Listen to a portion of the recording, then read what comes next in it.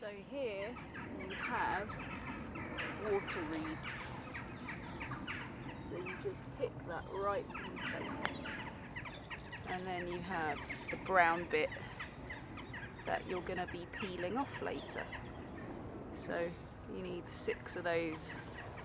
How to make one of these little cone-shaped things that you can weave out of these water reeds, freshly picked today. So you get 6 approximately the same length. And my recommendation is you get 6 reeds that are roughly the same diameter. So this one here is a bit big. So I'm going to use these 6. They've got to be green, otherwise they won't be so pliable. And these are picked in September, so they've got these little flowers growing in them.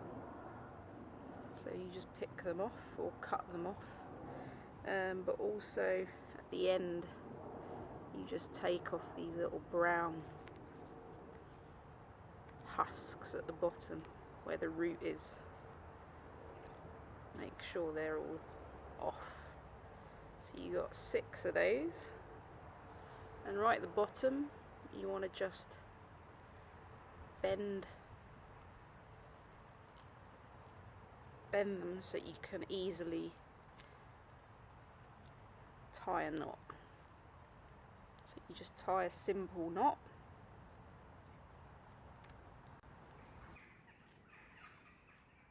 And pull each reed through so that the knot is nice and tight.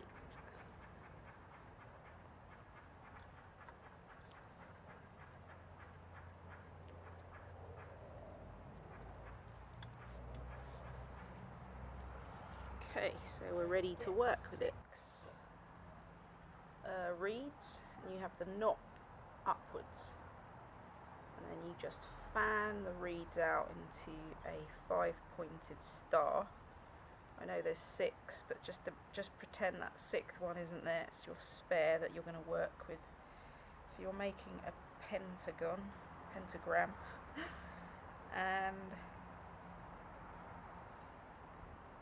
going to look a little bit like that. So get your pentagram, and then you get your 6th one and you pass it over anti-clockwise 2 of the reeds. Then the one that you've just passed it over, you pass that over the next 2 reeds. Just help it bend over. Then you pass the one that it's just passed over the next 2 reeds. I've just passed it over there, and then I'm going to pass that over that one. Turn it, and that one that I've just passed it over goes over those 2. Then that one that I've just passed it over, you pass over those 2, etc., etc., until eventually it forms a pentagram. Looks a bit messy to start with, but eventually it will start to form. And what you want to do is make sure that it passes on the outer edge of the corner of the last one. So use your nail to just bend at the right point and let it go on the outer edge of that corner. Again, help it to bend.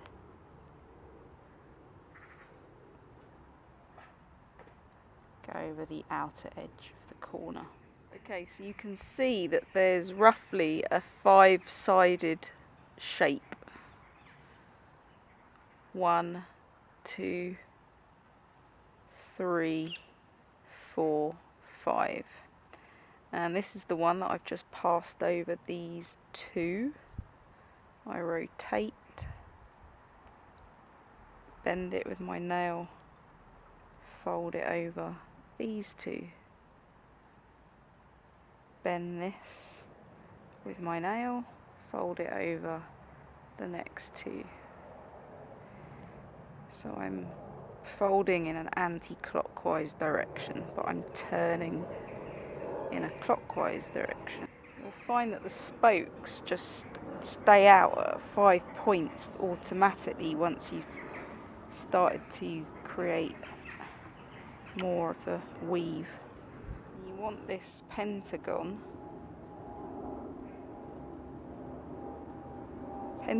I keep saying pentagon, to be approximately even size, so you might have to adapt. Once you've got it the right size, you want to make sure that you always put that over this tube, but just outside this edge.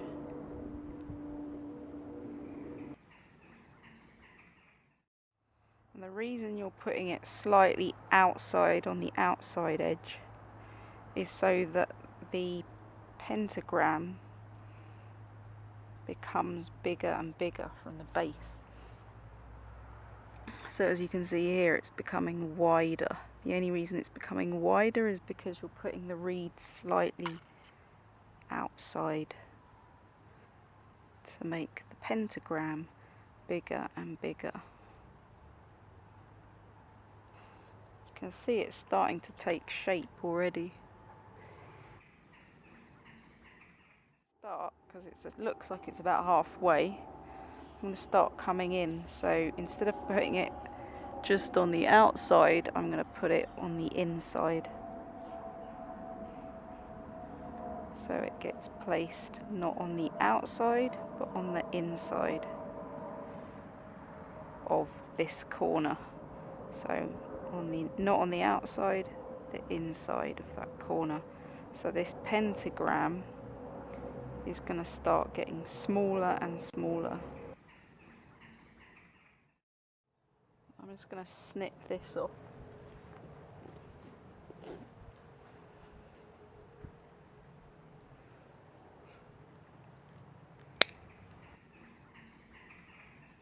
When it gets really small at the top,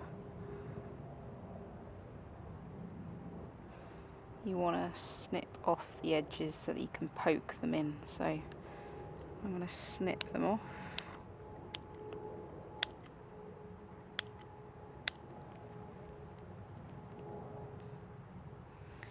And the one that you've just passed it over, bend it with your nail at that junction, poke it in.